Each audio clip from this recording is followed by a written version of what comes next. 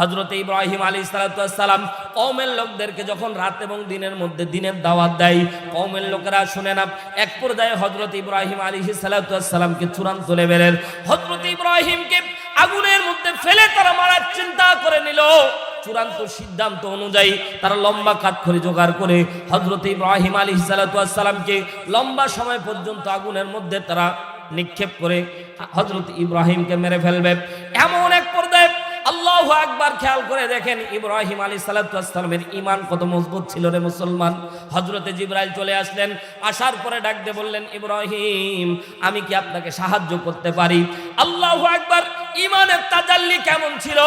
হযরতে ইব্রাহিম তো আল্লাহর পক্ষ থেকে আসা দূত, হযরতে জিবরাইলের কাছে সাহায্য নিতে পারত, কিন্তু না না না, হযরতে ইব্রাহিম আলাইহিস সালাম ঈমানের জোরে বললেন, বলেন তো দেখি জিবরাইল, আল্লাহ কি আমাকে দেখতেছে না নাই? বলছে হ্যাঁ দেখতেছে, আমাকে পাঠায়েছে সাহায্যের জন্য।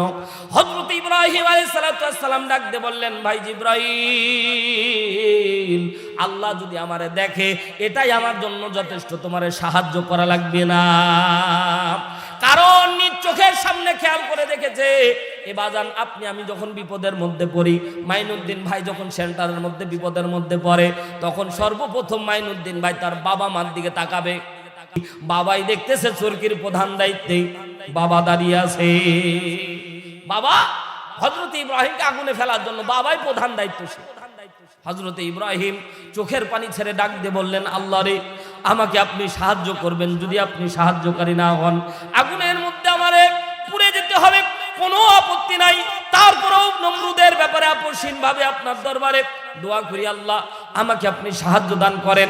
এর মুসলমান, আমার আল্লাহ রাব্বুল আলামিন ঈমানদারদেরকে দেখিয়েছে, ঈমানদারদেরকে আল্লাহ দেখিয়েছে অগ্নিকুণ্ডের মধ্যে ফেলে দিয়েছে, কিন্তু আগুনের শক্তি ছিল না ইব্রাহিমের একটা পশম জ্বালানোর। জোরে বলেন না সুবহানাল্লাহ। ইব্রাহিমের ঈমান নিয়ে বর্তমান সময়ে যদি দাঁড়াতে পারেন না মুসলমান, আমার আল্লাহ রাব্বুল আলামিন আগুন থেকেও আপনাকে নিরাপত্তা দান করবেন, যিনি তিনি কে? হযরত ইব্রাহিম আলাইহিস সালামকে আগুনের মধ্যে যখন ফেলে দিলেন, ইব্রাহিম আলাইহিস সালাম লম্বা সময় 40 দিন পর্যন্ত আগুনের মধ্যে। আল্লাহ রাব্বুল আলামিন বললেন, এই আগুন ইব্রাহিমের জন্য নাতিশীতোষ্ণ হয়ে যাও, না গরম না ঠান্ডা। আল্লাহ জান্নাতি খাবার হযরত ইব্রাহিমকে খাওয়ায় দিলেন।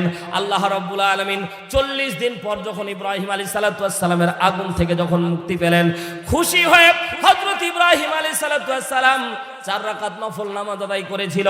আল্লাহ রাব্বুল আলামিন উম্মতে মুহাম্মদের জন্য যেই সময় আদায় করেছিল, ওই সময়টা ছিল সূর্য দ্বিগুণ পর্যায়ের, মানুষের ছায়া যখন দ্বিগুণ, এই সময় আসরের রক্ত শুরু হয়ে যায়। আমার আল্লাহ রাব্বুল আলামিন খুশি হয়ে গেলেন, ইব্রাহিম আলাইহিস সালামের 4 রাকাত নামাজ উম্মতে মুহাম্মদের জন্য আল্লাহ বরাদ্দ দিয়ে দিলেন।